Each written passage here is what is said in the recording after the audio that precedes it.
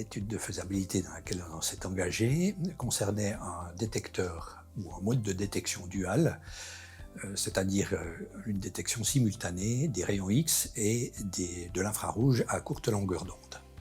L'ambition ultime de ce projet, c'est de couvrir des besoins, par exemple dans le domaine de l'inspection des fuselages d'avions, pour identifier des défauts, des délaminations dans les composites, les parties les plus sensibles de la carlingue.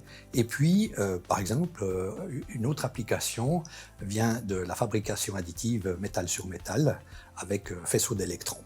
Je représente la société Iris Switzerland avec mon collègue François Jeanneret. Nous avons surtout animé en fait cette étude de faisabilité en collaboration étroite avec l'École polytechnique fédérale de Lausanne, plus précisément le laboratoire des matériaux semi-conducteurs dirigé par la professeure Anna von Kupperstein-Moral, qui a mis à disposition un tout nouvel équipement, une lampe flash à très courte pulse.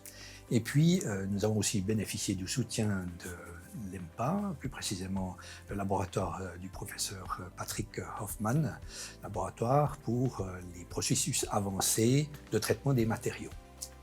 Et finalement, nous avons aussi pu compter sur le soutien d'une entreprise à Sainte-Croix qui s'appelle Enviroscopie, qui était intéressée aux applications à partir de drones.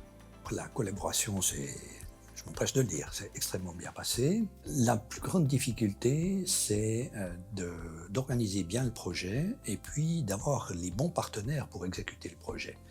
Et de mon point de vue, la nécessité est très grande d'avoir une expérience déjà antérieure avec ses partenaires et de pouvoir démarrer à temps avec le projet sans trop s'embarrasser de formalisme.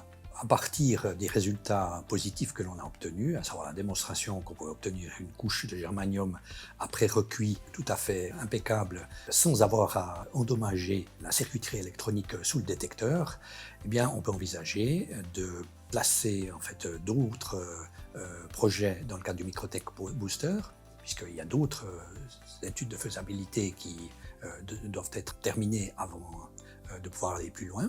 Et à partir du printemps de l'année prochaine, on sera en mesure certainement de lancer un projet InnoSuisse.